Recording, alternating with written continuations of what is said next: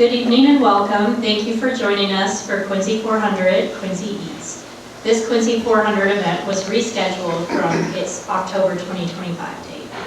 Bob Damon, City of Quincy's Director of Historic and Heritage Resources, and Quincy Historical Society's Executive Director, Alexandra Elliott, are here to present the history of foods in Quincy, from Abigail Adams' eel stew, Joseph Lee's famous fried fish, to Howard Johnson's 28 flavors of ice cream, and Quincy's legendary status as the center of the donut hole. We invite you to share your own culinary memories from Quincy with us this evening to continue the conversation of our collective history. In doing so, we would also like to share with you the library's ongoing Quincy Legacy Project managed by the Archives and Special Collections Department. In an effort to preserve an inclusive and comprehensive record of our city's history, we invite you to share your culinary memories not only for tonight, but for posterity.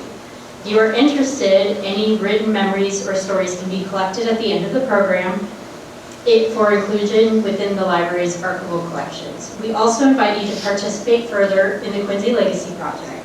Information is available on the side table. Thank you to the Friends of the Thomas Crane Public Library for making our events possible. Now please join me in welcoming tonight's guests.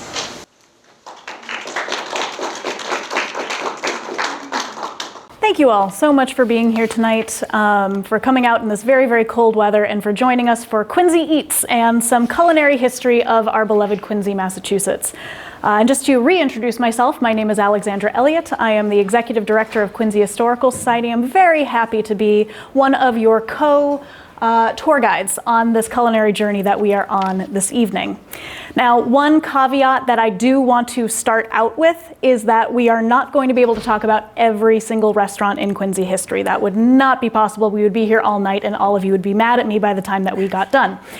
So if we miss your favorites, I promise you it's not on purpose, it's nothing personal, but the restaurants, chefs, and professionals and venues that we chose to highlight were selected because we felt that they were demonstrative of different eras and trends in Quincy's culinary history. So on that note, why don't we jump in with a splash into Wollaston Beach and Quincy Bay. So the ocean. This is Quincy's most natural larder. And I want to start our discussion about Quincy's history by looking at some of those natural resources that we find all around us, or we found more prevalently all around us in the past, because it is truly staggering the sheer amount of food that you could find naturally available in this area.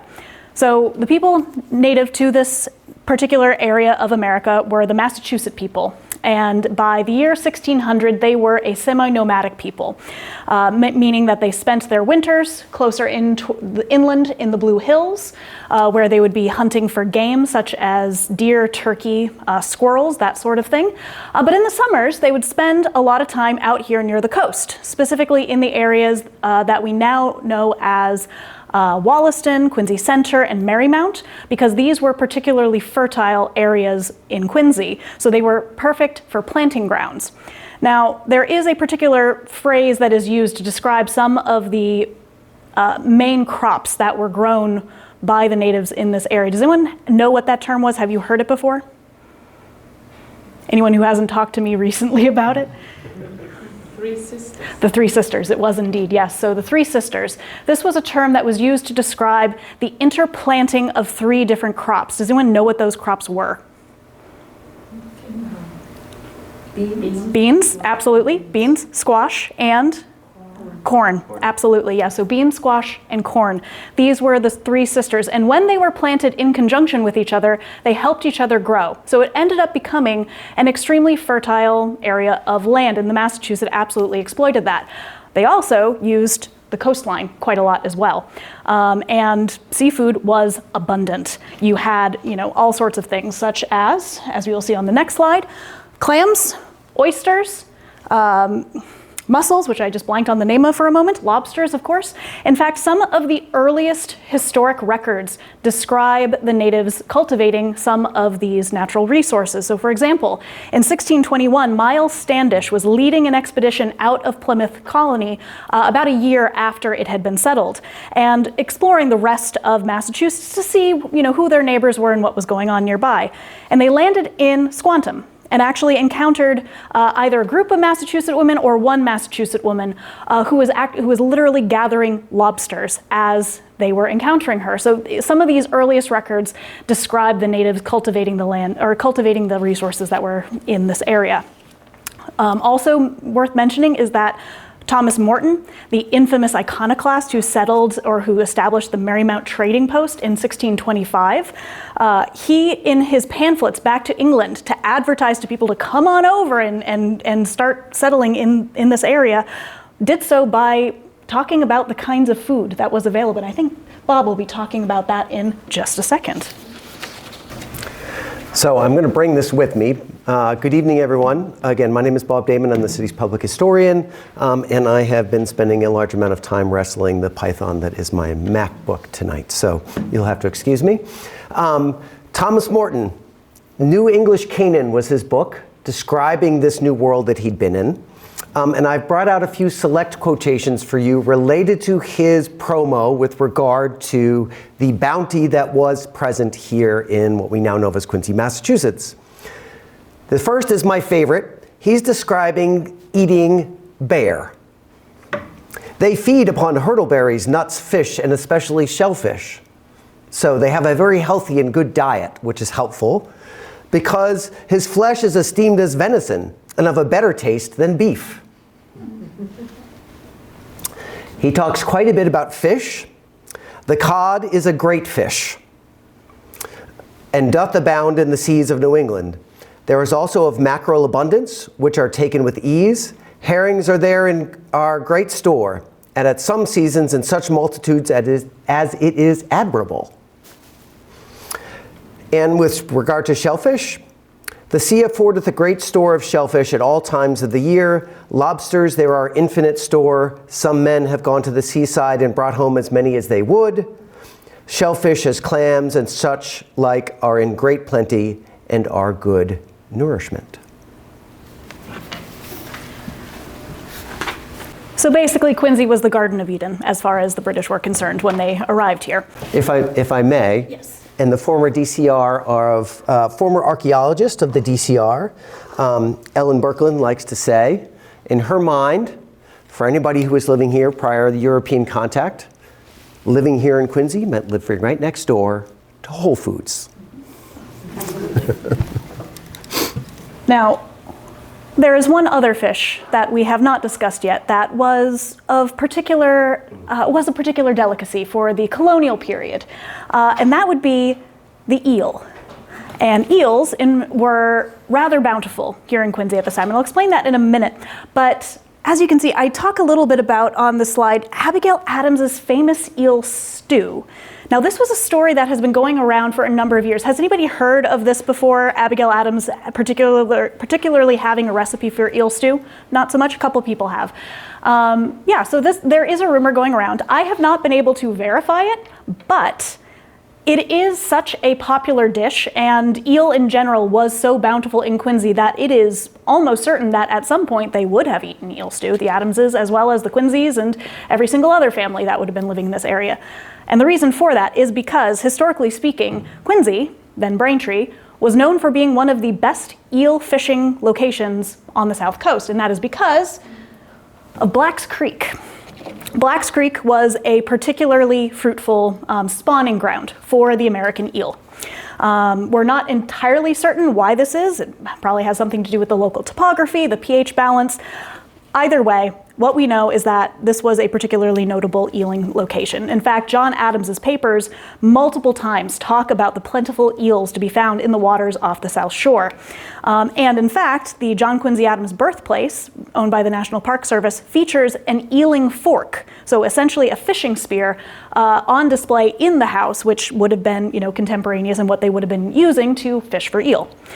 So you see loads of references to it throughout the contemporary writings of the day, talking about eel being a major staple food source in the area. In fact, I have people to this day coming up to me and telling me how their grandfathers used to go fishing at Blacks Creek for eels, or they did. There aren't that many eels left in Blacks Creek anymore since the dam was put in during the construction of Quincy Shore Drive, but you can still see a few to this day. Now, on the next slide, I wanted to bring in a traditional recipe for eel stew to give you an idea of what this dish would have been like. Now, I took this one from a traditional English food cookbook, and I selected this recipe because of the ingredients, which all would have been readily available in Quincy during the colonial period. So you can see in the recipe, it calls for 3 to 4 pounds of freshwater eel, which would have been very easy to get, dry cider, as much as you would like. And this is, of course, the alcoholic variety of cider, which you would have been making from your own crab apples. A quarter pint of double cream, 4 tablespoons of chopped parsley, probably grown in your local garden, salt and pepper, and triangles of fried or toasted bread.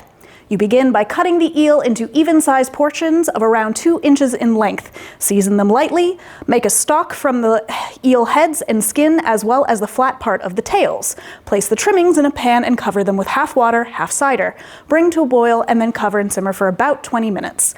Arrange the eel pieces in a shallow pan and pour over enough hot stock just to barely cover them. Gently poach the eels for 10 to 15 minutes, depending on the girth of your eels, until the eel meat starts to come away from the bones. Don't let the stock come to a proper boil though, steady poaching is the key.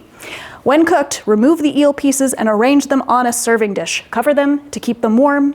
Now make the sauce by boiling down the cooking liquor to a good strong flavor and then add the cream and parsley. Season again if required, pour the sauce over the eel and serve with fried bread or toast. Yum yum. And I'm sure everybody will be trying this recipe as soon as they get home.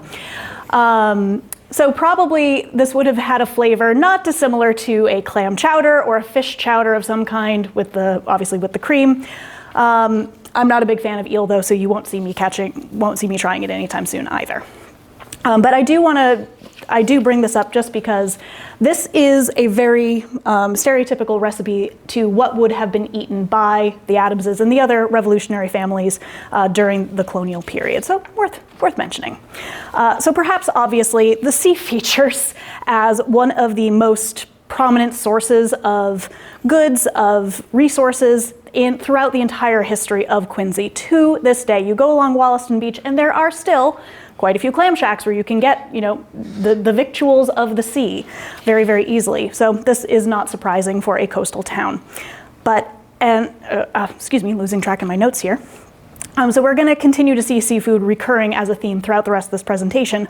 But at this point, I think we're going to jump forward about 150 years into the Gilded Age and talk a little bit about some of the hotels down in Howes Neck. I'm going to make let's see. What I'll do is I'm going to make a rather ungraceful transition here so that we can start to talk a little bit about Howes Neck, but I think I'll start here because my own investigations related to that I'm going to be talking about today began with this gentleman here, Joseph Lee. Does anybody know about Mr. Lee at all or have any information about him? So purportedly was born into slavery in South Carolina, would grow up working in bakeries and then work on coastal steamers moving up and down the shoreline. Eventually, Mr. Lee would meet his wife. I can never say her name properly. Christiana, excuse me, thank you. She was a part of a wealthier class of African Americans living in Philadelphia. She was a teacher and her family socially prominent. Together, they would move here to the Boston area where Joseph would begin to manage hotels in Weston and in Wellesley before then buying his own hotel in Auburndale in Newton. He would become what we would call today a celebrity hotelier or even a celebrity chef. He was extremely successful. He was very prominent in society, and at one point listed as one of the wealthiest African Americans living in Boston, in the Boston area at the time. Joseph was also someone who was fascinated by the production of food and about efficiencies related to food. It irritated him a whole bunch if food was wasted. One of the most popular things in his restaurant, and one of the most necessary things in his restaurants and in his catering businesses, bread. What always gets thrown away? It gets brought out, and some people eat it, and some people don't eat it? The bread. And the other problem was making bread. How many of you have made bread for yourselves? How many of you have kneaded it by hand? How fun is that? Not. And it's also tricky with regard to hygiene. So for Joseph, a hotelier who's expecting that his bread is going to come out of his kitchen the same way every time and satisfy his customers the same every time was a real problem. Sometimes he would have good bread, sometimes he would have bad bread, and it was all about who the baker and their hands. So around the time in 1893, Joseph and Christina, his wife, would go bankrupt. There would be a stock market crash followed by a major economic crisis that would force him to sell all of his hotel and catering network. What did Joseph do during that time? He decided he would invent something. So he invented the very first mechanical bread kneading machine, and he invented a machine to crumb leftover bread. At that time, that breadcrumber would become really interesting. First of all, most people were cooking fried foods that we think of in breadcrumbs in either cracker crumbs or biscuit crumbs. Bread, from a culinary point of view, a much superior thing to work with. Interestingly enough, this is also before breakfast cereal. So when breadcrumbing became popular, in the mornings, breakfast very often could be crumbed, dried bread in milk. Okay, two things you're likely to have in plenty or in some excess. So Joseph Lee, very much an inventor, but it's important to say, first of all, he's an extremely prominent person in Boston society. He is in leadership in both the state hotel organizations as well as in the most prominent, what we call the African American Brahmin population in Boston. He lives right in Back Bay. He has a very large house which is still there in Back Bay, a very prominent person. Now, in this position, he would be called upon by a particular individual named Nelson T. Titus to come to Quincy and work at his recently built hotel. And that hotel was the Squantum Inn. Here it is. Now, I have a whole set of wonderful slides that I was hoping to be able to show you to tell you this story, but I'm just going to go through it really quickly. This is where, for me, things as a history nerd get really interesting. Because I wanted to find out who had invited a rock star hotelier from Boston to come out and run a hotel, a destination hotel out here in Squantum. Well, he was a real estate developer. And he had married into the Nelson family. The Nelson family owned the vast majority of farmland in and around Great Hill on Howe's Neck, and most of what we now think of the neighborhood as of Squantum. He would, entering into the family, offer up his services as, shall we say, an enterprising young real estate broker.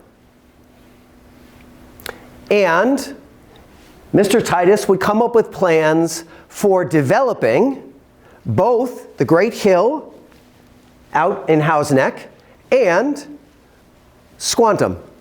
And what was known, he called that particular project Squantum Park. And what did he do? He built 2 destination hotels on top of the most prominent place in each of those 2 neighborhoods as a way of drawing people out to those locations in the hope of then turning around and selling them a plot of land in one of those 2 places. He was pretty good at his job. And he was really interestingly doing something that with really no one had seen in the same kind of way before, but it's something that we hear all the time now. Hello, Mr. Fitzgerald, I'm calling to see if you'd love to be able to come down and hear about our wonderful condominium complex. We will give you 3 free nights in this beautiful tropical paradise if you sit for 1 hour for a sales presentation. How was Mr. Titus doing this? He was doing this by inviting people to come to places where they were going to enjoy the bounty of seafood collected from Quincy's shores and prepared for them by professional chefs. And that's what the Squantum Inn was all about. Joseph Lee had a reputation as a hotelier and as a chef, and in partner with his wife Christina, they created a particular kind of ambiance which catered to the wealthiest classes in and around Boston. After all, they had worked in Weston, Wellesley, and Newton, and been extremely successful doing so. Now, the Great Hill Hotel, does anybody know a little bit about that? Do we have any folks from Howes Neck here tonight? Does anybody know anything about this hotel that was up on the top of the hill? It was designed as more of a sanatorium, a place to go and enjoy the fresh air, the breezes, to be on the hilltop, to eat healthy fresh foods that came from literally the ocean that you were looking at. So both of these intended as ways to lure people out to these areas and to convince them to buy property there. So this is how this situation begins. And once that happens, by the way, there's one other really important thing that arrives on both Squantum and Howes Neck. Public transportation. The electric street trolley or streetcar comes all the way out C Street to just at the base of Great Hill at Howes Neck, and it would go all the way out and actually up to the top, right at the entrance of Squaw Rock Park in Squantum. Interesting coincidence there, it seems to me. But in doing so, other hotels would begin to pop up. Now we need to talk about one early hotel before that.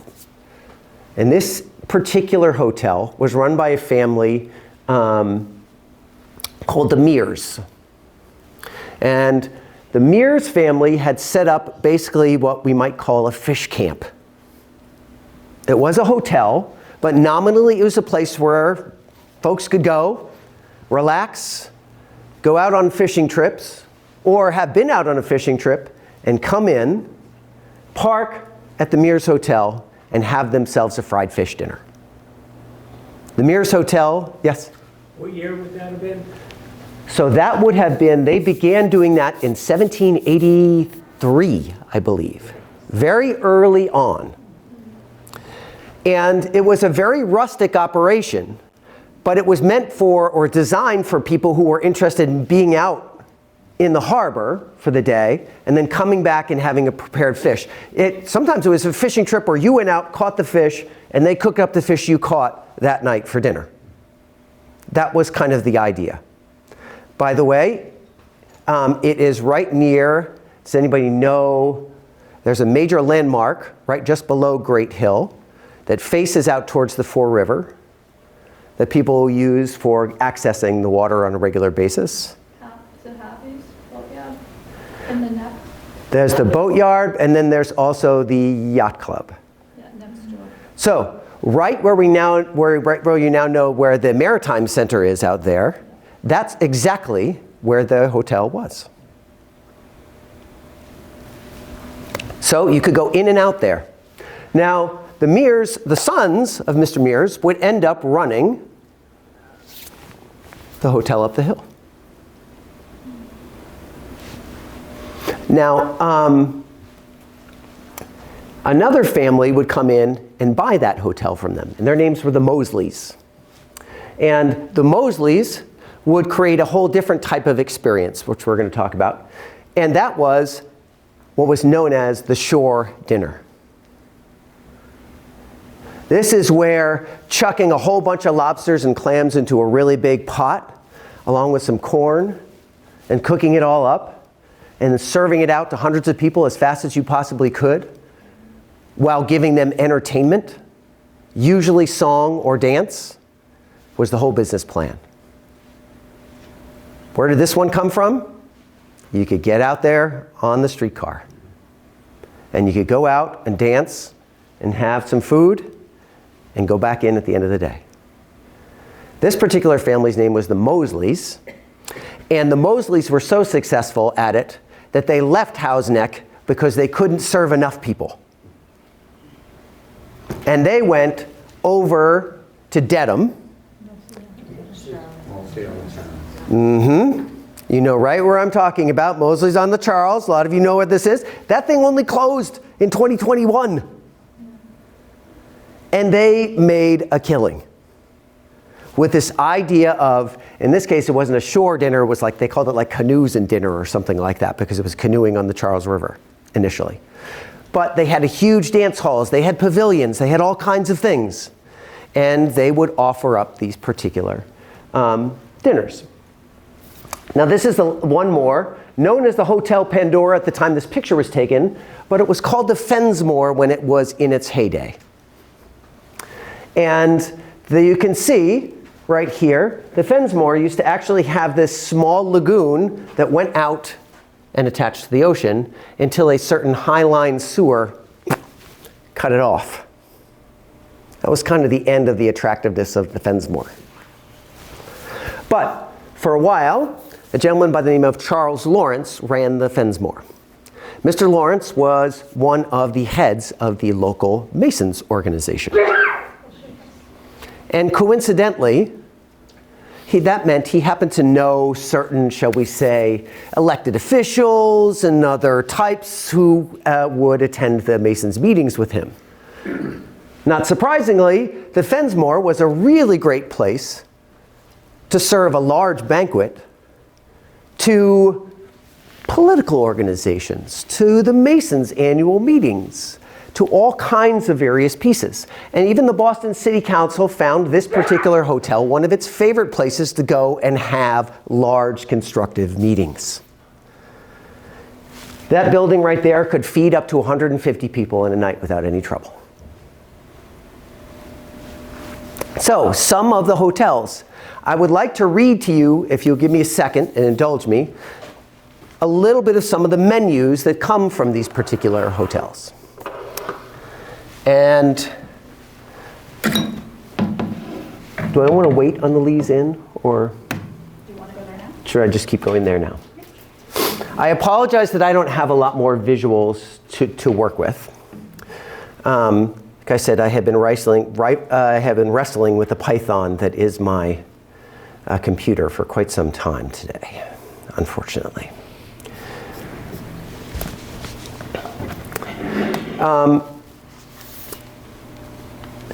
So I want to talk a little bit about Joseph and Christina Lee while I'll see if I can multitask here. Joseph and Christina Lee, who ran the Squantum Inn together and had run the Auburndale Hotel and also run a hotel apartment building in Quincy. Joseph and his wife were a partnership. And it's really important to know that. Joseph's job was to be the chef and to be the public face of the institution. Christina's job was to set the tone and to set the experience that people who had there. And it was her job to cater to and create the environment in which their elite clientele were going to want to stay there. They were pretty successful at it. They had 3 presidents stay at the Auburndale Hotel in Newton. Not too bad. So when they came to the Squantum Inn, that same partnership came with them.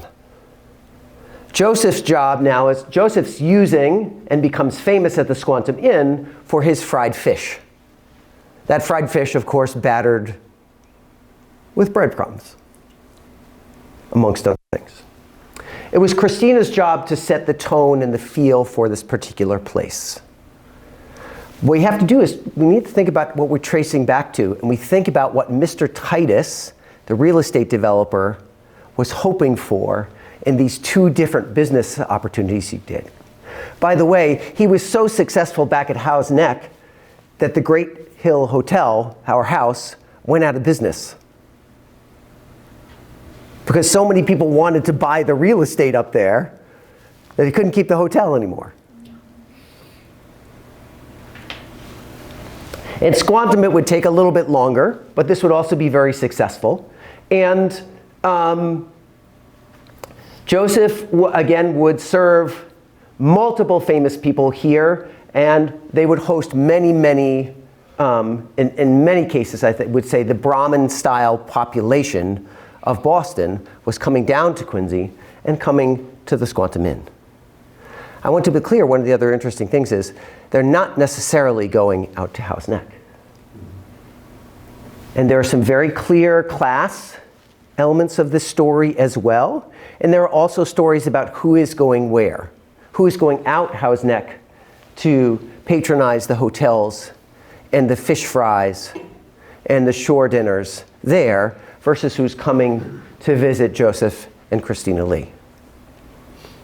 They are very different experiences. Joseph is a hotelier who is obsessed with efficiencies, who's obsessed with technology, who's someone who is very tidy in his work.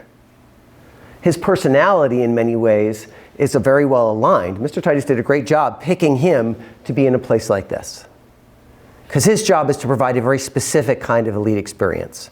And he and Christina did that until Joseph passed away in 1908.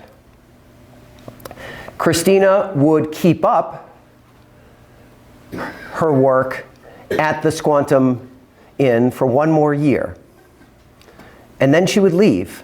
And she and her daughter Genevieve would buy the Pratt Estate, which looks out over, used to look out over what we now think of as the Neponset River Delta. Okay, so looking out back out towards sort of the Neponset River Bridge, out over Squantum Point Park, all of those areas. Beautiful afternoon, sunset kind of place. And she and her daughter, 2 African-American women, own and independently operate Lee's Inn for another 8 years before Christina passes away. The inn is named for Joseph. It's Lee's Inn. And all of the recipes that Joseph had used, particularly for his fried fish, amongst other things, continue to be a part of the experience here in Quincy.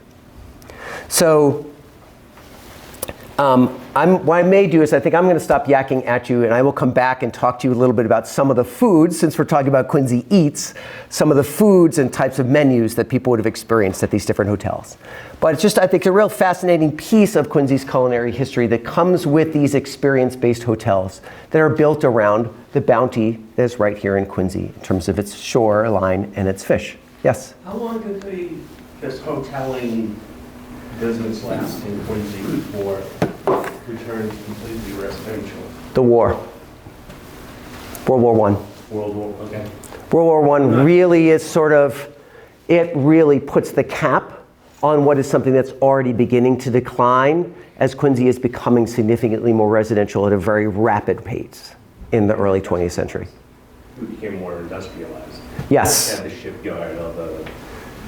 Yes, but in terms of what most of these hoteliers were looking for and what their business plan was based on, it was that very narrow time period from the early 1890s or so until about the 1910s that this kind of Gilded Age experience was something that people were interested in.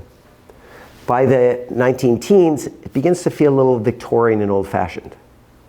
The idea of these big fish suppers and this kind of stuff feels, there's lots of things about it that are, lots of things in our life are changing. Cars, other things like that are changing people's perceptions of how they can access resources. All right, I'm going to hand it back to Alexandra now. All right, so we're going to depart from fish for a bit. And specifically, we're going to talk about Quincy at the center of the donut hole. Now, Quincy is very famous as the home of one very particular brand of donuts. Who knows what that is? Dunkin' Donuts, indeed, yes. So we will talk about Dunkin' Donuts in a minute, but I want to go a little bit further back in time first, and I want to talk about this gentleman here, Captain Hanson Gregory. So this is a gentleman who was born in Maine, but is buried here in Quincy at the Sailor Snug Harbor Cemetery in Germantown. You can see his gravestone right there on the left. And he is credited with being the, as it says on his grave marker there, he is recognized by the National Bakers Association as the inventor of the donut, which is a little bit apocryphal. It's more than a little apocryphal, in fact, because he is in fact the inventor of the donut that's shaped like a ring. So I will turn to the Washington Post to give you the whole story. So this came out in the Washington Post on March 26th, 1916. The man who invented the hole in the donut has been found. He is Captain Hanson Gregory, at present an inmate at Sailor Snug Harbor. He wasn't an inmate, he just lived there, in Quincy, Mass. Donut cutters have made fortunes for men. Millions eat donuts for breakfast and feel satisfied. Doctors do not assail the donut, and all of this owes its being to Captain Gregory, who made the donut a safe, sane, and hygienic food. It's a long story, mates, but as the 85-year-old chap relates it, it's only too short. Outside the fact that Captain Gregory is a bit hard of hearing, he's as sound as new timber. He's a product of Maine, and so Maine can lay claim to the discoverer of the hole in the donut, along with the discoverer of new ways to evade the prohibition laws. But Captain Gregory's discovery is of real use to the world. Millions have risen, and millions more shall rise up and call him blessed. It was way back, I don't know what year, let me see. Born in 31, shipped when I was, in 1831 by the way, shipped when I was 13, well, I guess that's about 1847, when I was 16. I was aboard ship and discovered the hole, which was later to revolutionize the donut industry. I first shipped aboard the Isaac Acorn, three-masted schooner, Captain Rhodes, in the lime trade. Later, I joined other crews and captains, and it was on one of these cruises that I was mawing donuts. Now, in them days, we used to cut the donuts into diamond shapes, and also into long strips, bent in half and then twisted. I don't think we called them donuts then, I think we just called them fried cakes or twisters. Well, sir, they used to fry up all right around the edges, but when you had the edges done, the insides were all raw dough. And the twisters used to sop up all that grease just where they bent, and they were tough on the digestion. Pretty damn tough, too, profanely agreed one of the dozen pipe-smoking fellows who were all eyes and ears taking in their comrade's interview by the Post reporter. With a glance at the perfervid interrupter, the discoverer continued. Well, I says to myself, why wouldn't a space inside solve the difficulty? I thought at first I'd take one of the strips and roll it around. Then I got inspiration, a great inspiration. I took the cover of the ship's tin pepper box and I cut into the middle of the donut, the first hole ever seen by mortal eyes. Were you pleased? Was Columbus pleased? Well, sir, them donuts was the finest I ever tasted. No more indigestion, no more greasy sinkers, just well done fried through donuts. That cruise over, I went home to my old mother and father in Camden, Maine, where I was born. My father, Hanson Gregory Sr., lived to be 93, and my mother lived to be 79. She was a pretty old lady then. I saw her making donuts in the kitchen. I can see her now. As fine a woman as ever lived was my mother. I says to her, let me make you some donuts for you. She says, all right. So I made her one or two and then showed her how. She then made several panfuls and sent them down to Rockland, just outside Camden. Everybody was delighted, and they never made donuts any other way except the way I showed my mother.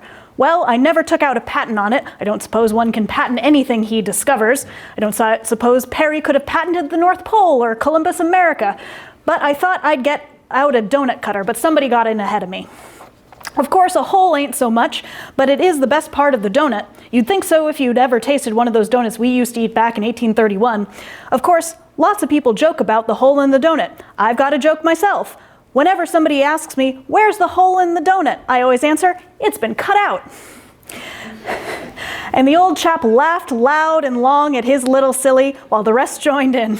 So there he sits in the snug harbor by the sea, and whenever there's donuts on a day's fare, Captain Gregory takes a personal pride trying to do what nobody's succeeded in doing yet, in trying to find the hole in the donut. And whenever the old salts rally about him, he always springs his little joke. The hole's been cut out, I guess, to the delight of the whole shipful. So that describes the story of how Captain Gregory designed the donut as we know it today. So we have a lot to thank him for, and there he is on the right-hand side with his donut in hand. Now that is what we call in the history business a tall tale. We cannot disprove it, but somebody somewhere really did cut a hole for the first time in the center of a donut. We just don't know who it is. It might have been a Paleolithic man for all we know. But Captain Gregory is the first person to actively try to claim it. So who are we to argue, since he's especially recognized by several national organizations? So that is the story of Captain Gregory. Next up, I want to talk about the open kettle. So this is continuing actually along the lines of, we mentioned industrialization and how Quincy changed as it started to industrialize. So that's actually a very interesting comment to bring up just at this time, because the open kettle is better well known by a different name. Does anyone have any idea what that was? Yes? It is in fact Dunkin' Donuts. So the open kettle was opened by Bill Rosenberg on what is now the Southern Artery in 1948. Rosenberg worked at the Hingham Shipyard during World War II and then served as a Union delegate. So he then started operating a company, essentially a commissary business that did catered lunches and snacks for factories and shipyards out of essentially a custom van that had stainless steel shelves inside of it for serving the snacks and storing the sandwiches. So he then realized that open kettle was not the best name for a donut shop, coffee and donut shop. And during a business meeting, apparently, according to his memoir, he asked his board of directors, well, what do you do with the donut? You dunk it. And that's how Dunkin' Donuts came around. So the first Dunkin' Donuts is in fact on the Southern Artery in Quincy, opened in, like I said, 1948, but it was around 1950 to 1952 that it started changing its name to Dunkin' Donuts. So on the right-hand side of the screen, you can see a clipping from the Patriot Ledger that shows the grand opening of Dunkin' Donuts in 1952. So that's kind of where the business was officially marking its name change. So, a little bit more about Bill Rosenberg. So he's very, very successful. He went on to retire in, I believe it was the 1960s, and tried doing a spin-off business here in Quincy called Howdy Beef and Burger. Some people might remember that one. So that was, in fact, also a Bill Rosenberg special. And today there are over 14,000 locations worldwide for Dunkin' Donuts. And Bill Rosenberg, though, in this book, Time to Make the Donuts, which you can get here at the Thomas Crane Public Library if you would like to hear more about Bill Rosenberg's time as CEO of Dunkin' Donuts, he specifically credits another man as the inspiration for the franchise model that he adopted for his chain of restaurants. And that would be Howard Johnson, who pioneered the first, or the modern franchise contract. I'll talk a little bit more about that in a minute. Would you like to talk a little bit about those hotels before I jump in? I think it'd be great. So we're going to jump back in time, and I have managed to successfully wrestle the python a bit here. So if you were going on a fishing trip to the Mears Hotel, and I think I may have said the name incorrectly earlier, but if you'd been planning on going to a fishing trip at the Mears Hotel, you would very likely be eating cod or haddock or bluefish, mackerel, and maybe even if they went out to dig some oysters or clams, that would be what would be prepared. It would be you'd be sitting in a communal restaurant style, family table style, and eating right there. The fish would have been pan-fried or maybe even baked, mercifully not boiled. And all of the eating times came with the tides. That's how they operated, which I think is really interesting. Now, if you went up to the sanatorium of the Great Hill House, you were not going to get fried anything, per the lesson of the impacts of digestion, fried foods impacts upon digestion. But you might get some boiled whitefish or cod, maybe some lobster if you were lucky on that particular week, milk, bread, porridge, and certainly very limited alcohol.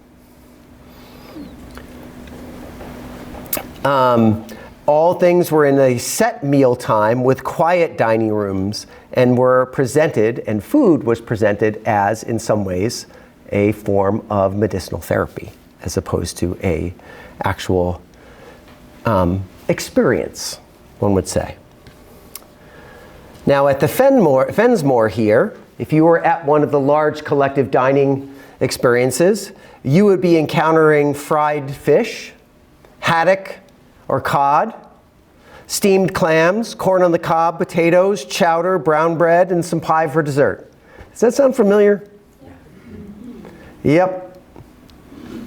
You go out onto Quincy Shore Drive this summer, that menu is probably going to be all right out there in front of you.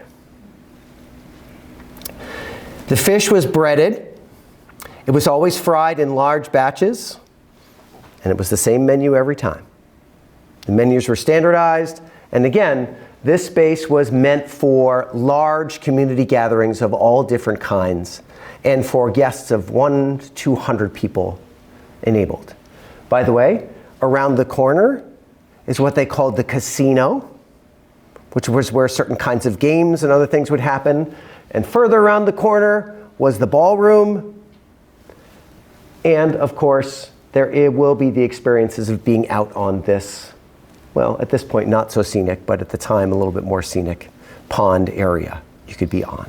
So it was a full experience. And again, it's called the shore dinner. The idea of being able to go and just having a large sit-down meal with a large group, a political group, a community organization, all of those kinds of things.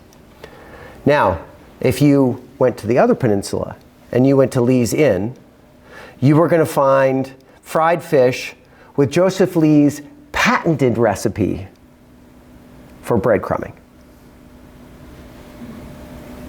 There were chowders. There was always lobster. There were other things on the menu if you were not a seafood person. And quite literally, they would be presented to you before preparation for your selection. And you quite literally ate the piece that you selected in the context of Lee's Inn. By the way, the bread made with Mr. Lee's bread machines, just as the crumbs were made with Mr. Lee's bread pieces. And that was it. So going to Lee's Inn was about going to have the Joseph Lee culinary experience. I could check in, I think it's really interesting. I think that's about it. Christina would keep up with almost exactly the same at the Lee's Inn as they had at the Squantum Inn. So it's interesting that we are keeping on a theme here with consistency, because the next institution that I want to discuss, the whole business plan was based on making sure that you were going to have the same experience at the Howard Johnson's right here in Quincy as you did down in Miami, Florida. So it's the same clam from Maine to Miami. That was one of their slogans from the 1950s, I believe. But at the height of its popularity, the host of the Highways, Howard Johnson's, was the largest chain of restaurants in the world with over 1,000 locations, not including spin-off restaurants, of which they had three, the Ground Round, the Red Coach Inn, and something called Bumbleshoots, as well as the motel chain that got folded into the chain as well. But it all started right here in Quincy at a drugstore. So First, though, I do want to talk a little bit about the man on the left-hand side of the screen, Howard D. Johnson. So Howard D. Johnson grew up in Quincy. He was actually born in Boston, but they moved a couple years after he was born to Belmont Street in Wollaston. And it's fair to say that he single-handedly revolutionized the way that Americans eat food, and specifically the quintessential American road trip meal, because a lot of his businesses were specifically placed along roadways, and to go with the further industrialization and rise of the automotive vehicle. So he was a singularly focused individual.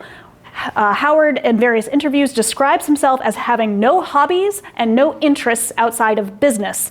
Must have been a nice guy. But he also dropped out of school in the 8th grade specifically in order to get to work. He wanted to work. This is all he wanted to do.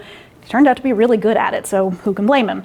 Nowadays, we'd call him an extreme micromanager. Every single Howard Johnson's had something called the Howard Johnson's Bible, which was about the same thickness as an actual Bible, but just had all of the plans and the diagrams and the instructions for how everyone had to dress, how you had to greet customers, down to every single little detail, down to the millimeter of the positioning of the plates. He was absolutely made sure that everything had to be perfect to his standards, because it was his name on the line, because he was the Howard Johnson of Howard Johnson's. But as I said, it all started at a drugstore right here in Quincy. So this is on Beale Street. So this postcard image shows you where the cars are would have been Beale Street. Close to where the Wollaston T station is now. In fact, like that block did get knocked down, so that is roughly where the parking lot is for the Wollaston station. There is a HJ moniker or monogram in the sidewalk near where that store was located. There is also one near further up the hill in front of the old headquarters building, which is still standing right on the corner of Newport and Beale. And so you can kind of see in this description here, or in the image here, the sign for the Howard Johnson. So it would have been this whole corner shop right there. So that was the former Walker Barlow drugstore, which was going under when Johnson purchased it. And he turned it into a absolutely booming business. He first started a good number of newspaper routes, but the real attraction after not too long was the ice cream counter. He started with 3 flavors, just chocolate, vanilla, and strawberry, and found that he could not find a recipe on offer that he liked, so he started making his own and was very successful with it. So very, very quickly he found that he had a winning formula. People were lining up down the street, which meant that he could start expanding, and that's exactly what he did. And if I may add one thing, in the same Scientific American edition of the paper that introduces Joseph Lee's bread kneading machine is an editorial about the dangers of unhygienic ice cream. You will find in a lot of writings from, especially through the 20s and 30s, people seem to be more worried about whether or not their food is hygienic than they are about whether or not it is flavorful. So that's when you start to see a lot of these counters being sparkling white, the stainless steel. Yes, question? Well, especially with regard to ice cream and hygiene, is that sort of a backlash coming out of the established penny lick that used to be used before cones and bowls at the ice cream counter? Yes, yeah. Very much. Would you like to explain what that is, since Okay. Before the days of the ice cream cone, you used to get a penny lick, which was a ceramic metal glass spoon, basically a tiny little bowl, almost looked like a shot glass. And they would serve you that little extraordinarily cheap spoonful of ice cream as just a grab-and-go snack, but you gave the vessel back and it wasn't washed, and they just scooped more ice cream onto it for the next person. There you go. Yes. I don't know if this is just a story or whether this is true, but I remember reading or hearing that in the early days of Howard Johnson's, he did very well with a play that was banned in Boston. And performed in Quincy. There is so indeed. People, I guess it was at the Wollaston Theater or something, I don't know. So they then went up the street and had ice cream. So it wasn't at the Wollaston, because it was in Quincy Center, but I will get to that in just a minute, because yes, that does come up. This image shows an image of that very same ice cream counter inside of the old drugstore, so you can get an idea of what it looked like. It was, of course, all that marble, would have been very, very nice looking. So then, as Johnson finds that his ice cream recipe is a winner, he decides to open some ice cream stands. So the first one he opens is on Wollaston Beach in 1926, and it is already going gangbusters. The first weekend that they open, they make the same amount of money that they made the entire year selling ice cream otherwise. So it was a very, very successful right away. This is also when he starts introducing some other beach fan favorites, such as, hot dogs and hamburgers and fries and fried clams. We're back to fish again, I'm sorry.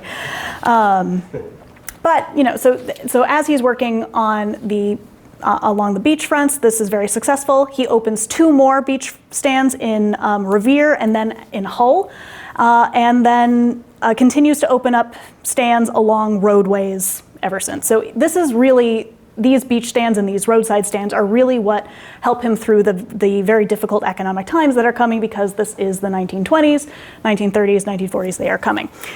So that's what helps him through. Now, in 1929, he has a very interesting opportunity. There is a new skyscraper that is being built in downtown Quincy. That is the Granite Trust Company building. So the Granite Trust Company was the local bank at the time, headed by a man by the name of Theophilus King, who had I can't believe I didn't put an image of him in here, but he has the most magnificent mustache you have ever seen. It goes out to here, I'm not even kidding. And Theophilus liked Johnson, thought he was a very, very smart young man, and wanted to do some business with him, and so gives him the opportunity to open Johnson's new vision, a full-service sit-down restaurant on the first floor of his brand new building, first floor and basement floor. So the first floor was his ice cream counter, and the basement would have been the full-service restaurant. And this is where Johnson starts really experimenting with some of his absolute classics. And this is also when you start seeing on their menus Frankfurts grilled in butter, as opposed to just calling them hot dogs, and a Hamburg steak sandwich, not a hamburger. No, he refused to call it that. And like I said, we do have some Howard Johnson's menus on display over to the side there. So if you'd like to take a look at those later, you're more than welcome to.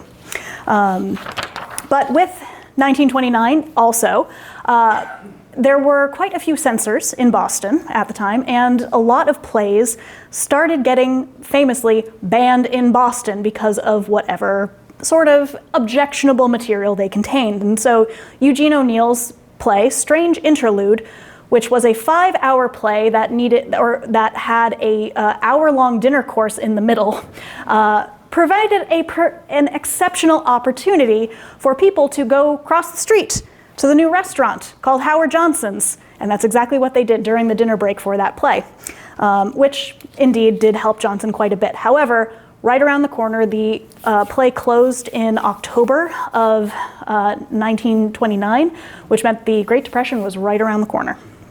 And Johnson actually lost money on this restaurant basically every single year through the Depression, but he managed to keep it open and to keep tweaking these recipes and really coming up with new ideas for how to expand his business during that time period. And what he decided to do was to franchise it. So he had friends who wanted to go into business, liked his product, and said, we will follow all of your directions as long as both of us will front the capital and make it work. So that's how the modern franchise agreement came about, was him going through this process of trying to survive the Great Depression.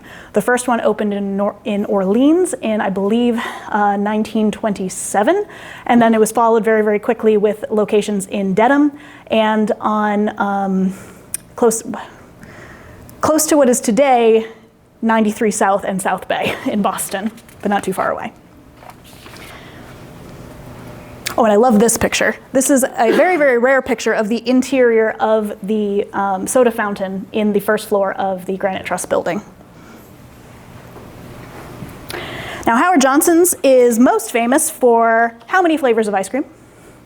Pop quiz. 28 indeed.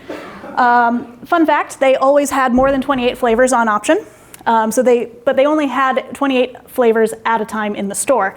They also had seasonal ones that they would swap in and out as time goes on.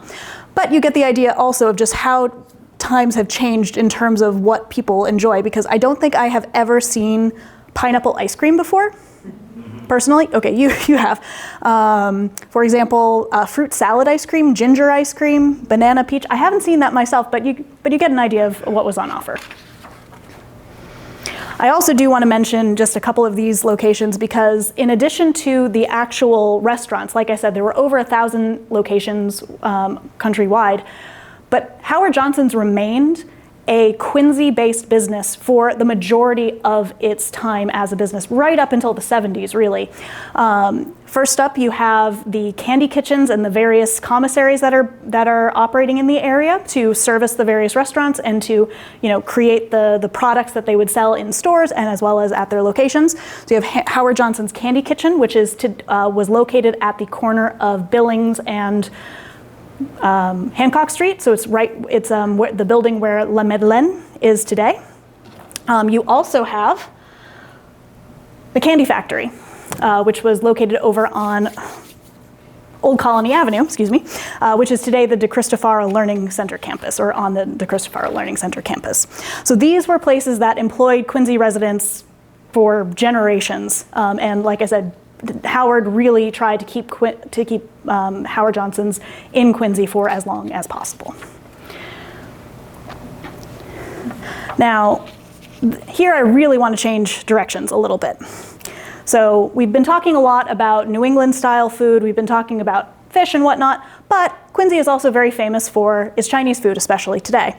And I want to talk a little bit about how that started. Now, because it's indicative of national trends that we've seen over the past couple of decades as well. In particular, the 20th century saw the rise of all sorts of various themed restaurants. Italian restaurants become popular during the 20th century. German, Greek, all of these really start to take off. But what's interesting is when I tried to do research into what's Quincy's first Italian restaurant, I can't find anything. It's not considered newsworthy, so it doesn't really get into the newspapers very much. I have records showing that the first really big one opened in 1918. I think it was called the Quincy Pavilion. That was the first one that I found record of, but there was also an article in 1914 of an Italian restaurant accidentally burning down, but absolutely no mention of when it opened. So I can't find many records of these particular restaurants being operated, because a lot of them are being operated out of people's houses or out of boarding houses and the like. So they're not really being recognized in an official way. Now, this is not the case so much with Chinese restaurants because they were considered more exotic. And so it was considered newsworthy when one opened. So the first Chinese restaurant to open in Quincy was opened in 1915, run by a man by the name of Flat Wong, and operated out of the Midland Hotel. It unfortunately closed a year later because Quincy was dry at the time, and Wong was charged with selling beer and wine alongside dinner. So that was not allowed, so he was not allowed to continue to operate a business. Now, around the same time, several others were also prevented from opening a Chinese restaurant in town as well.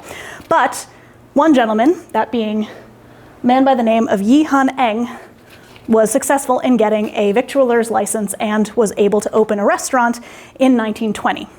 So now Eng and his wife Shi Moy and their daughter Nellie moved to Quincy from California in 1913. In 1920, Yi opens the King Fong Lo restaurant on Hancock Street, and his restaurant or a version of his restaurant will operate continuously albeit not in the same location, for about the next 40 years.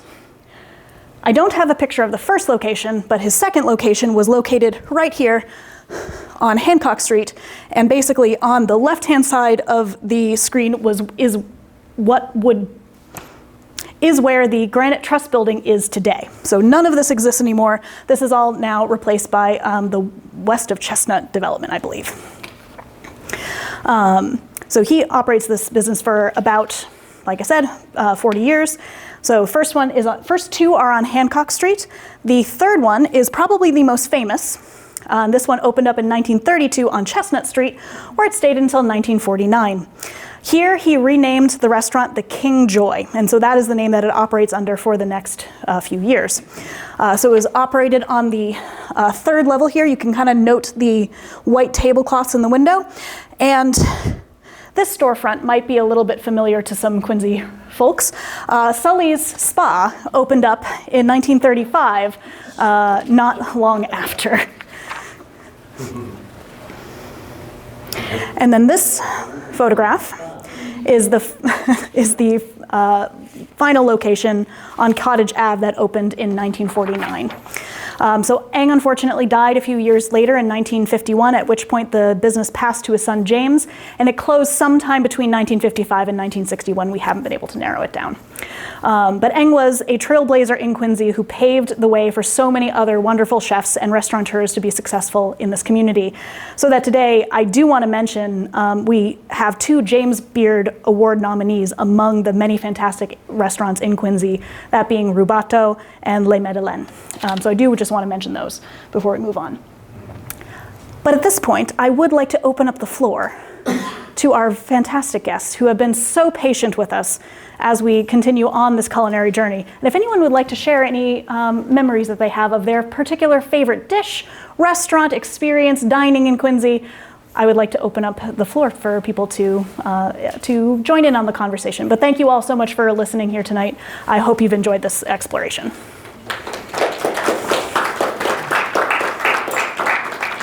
And if there are any questions, I'd be happy to answer them, or we'd be happy to answer them too. Yes? I worked at the Howard Johnson's. Hey! It is nowhere near. A little different. Maybe a little bit different nowadays, Yeah, yeah. it's pretty different. I don't think there are any restaurants left. There are no restaurants left. Less than 100 hotels. Yeah, yeah, it was taken over in the 70s by a British company, and that's been sold a few times. I think it's now owned by Marriott. The motel chain still exists, absolutely, as we have a Howard Johnson's right here in Quincy. 2 more weeks. I just put in my 2 weeks. Oh, well, congratulations. But yeah, the restaurants, there were a number of the franchise locations that still went on even after the brand itself went under. But the last one closed in 2021, unfortunately. It was having some financial difficulties. There were a couple scandals involving the owner, and it unfortunately did have to shut not long after the pandemic.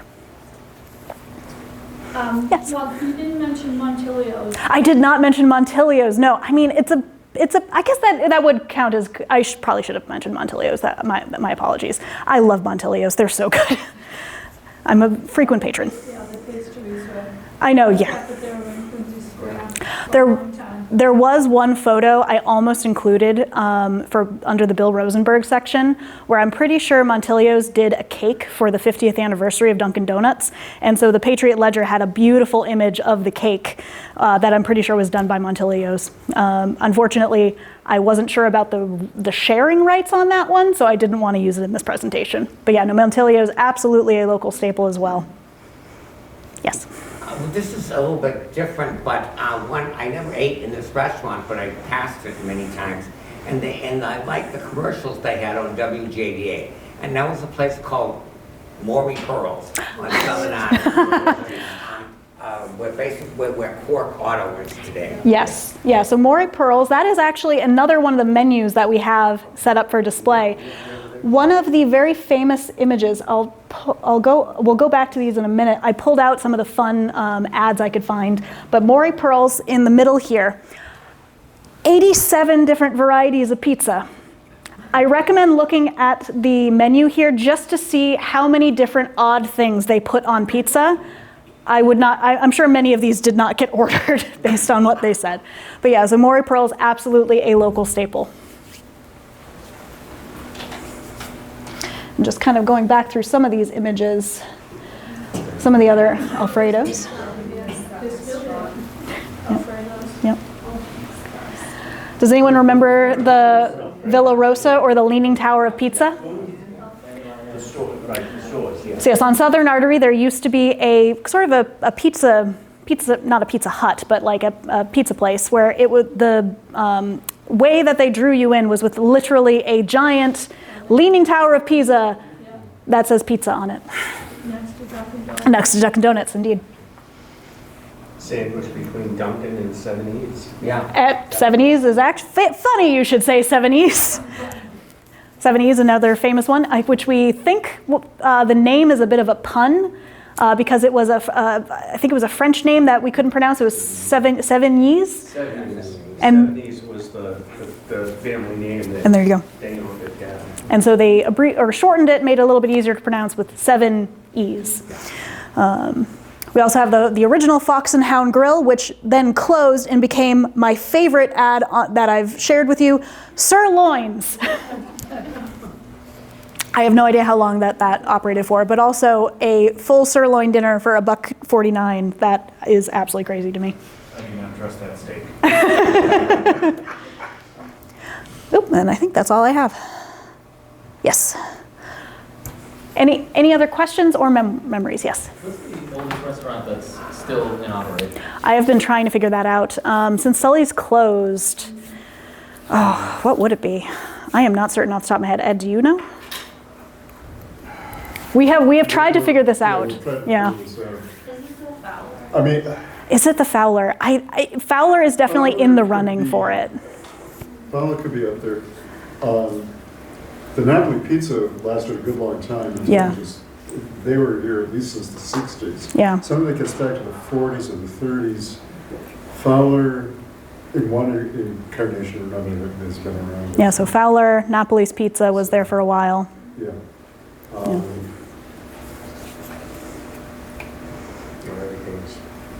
I was gonna say, some of them have changed names, like So- the Naughty Kind is now, Hoops. yeah. Mhm.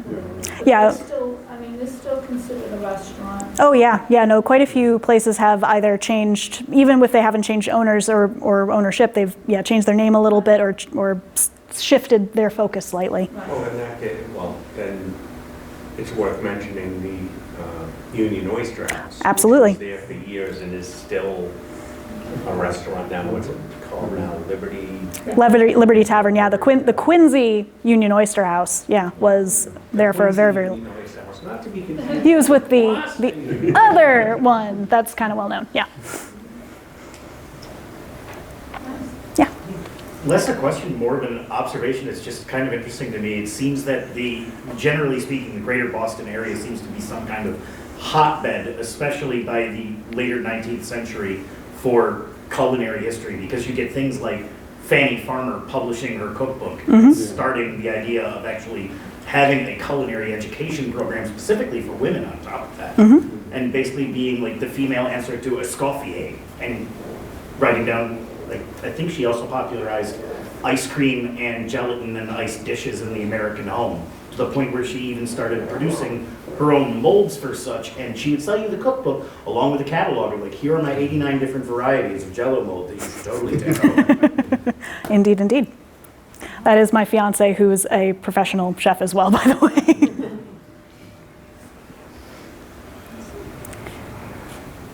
Yes. I don't know if anyone else would remember this. I'm kind of asking because I don't remember what it was, but at the corner over there by McGrath and Washington Street, it used to be like a big restaurant with like a red roof. I don't know if anyone remembers what it was called, but it was like my favorite place to go as a kid, and I don't remember what it was. Ooh. I love that. That used to be on the corner. It was a pancake house, one of its most recent incarnations. Well, if you ever It was have, originally. if you ever have questions along those lines, you can always email the Historical Society, because we have cool reference materials that can look into this for you if you would like. Because off the top of my head, I do not know. All right. Yeah. This is just one thing, because I know I've sent it to you as well. Sorry for the personal relationship bias here.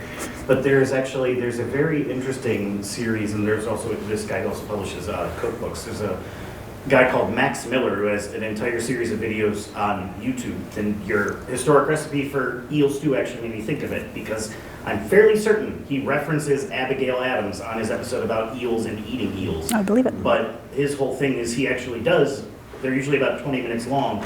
The middle will be a history lesson, but he actually shows you the historic recipes and the historic menus. So there'll be things about Gilded Age menu design or the rise of Escoffier, and loads about Fanny Farmer. And I think there's one about Howard Johnson's too. Probably, yeah.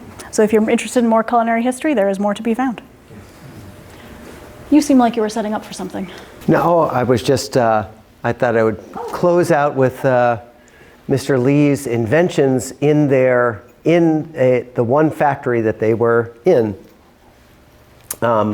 As a little bit of closing. So you're welcome to come up and take a look. Again, the whole idea here, there was a whole advertising campaign This bakery was in New York City.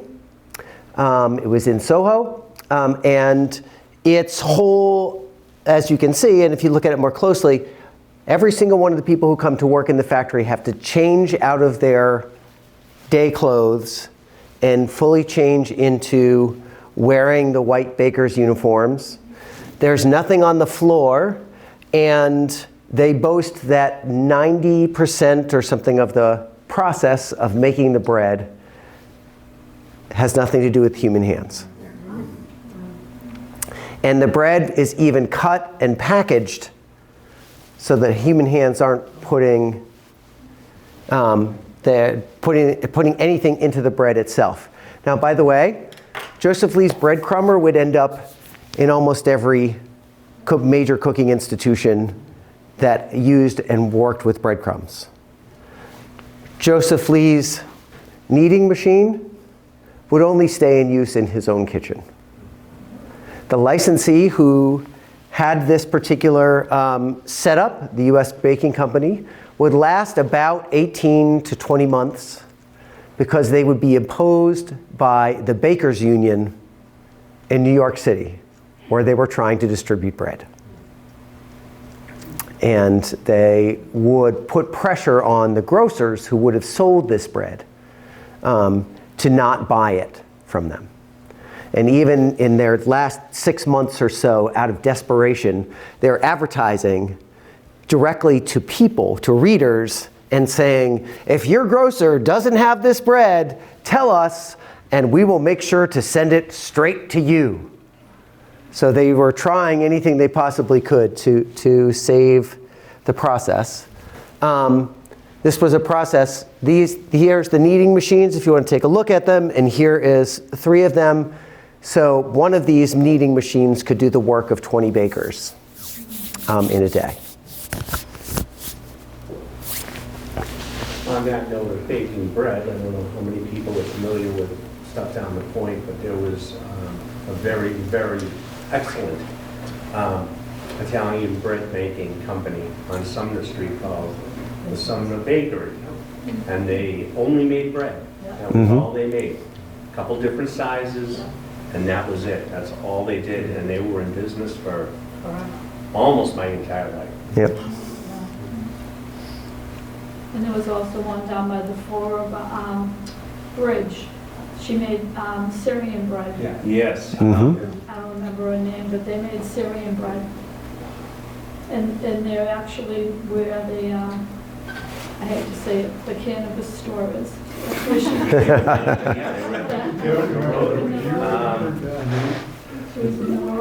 Sorry, we gotta find, we have somebody that's been around longer than I It was have. the Quincy Syrian Bakery. Right. Yeah, I think that was its name, at least in my time. One last interesting curiosity. At the time, the crustless triangular sandwich was very much in fashion and in vogue. And so this particular facility also had a special steam baking oven for creating and baking bread without crust.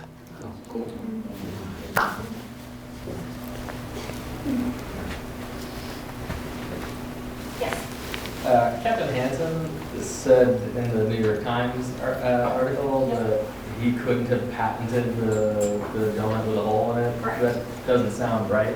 So he couldn't patent the actual pastry itself. What he tried to patent was a cutter, but somebody beat him to it. Okay. Yeah, So I just wanted to say that. exactly. But yeah, the person who put in the patent did not have a story that he had started doing it, so it worked out that Captain Gregory got the credit for at least the discovery. All right. Well, thank you once again, everyone, for joining us this evening, and I hope you enjoyed it. If you have any questions, please feel free to come up afterwards and let us know, and hope you have a safe and warm journey home. Yes, thank you very much for joining us on a Monday evening here. We hope we started off your week right.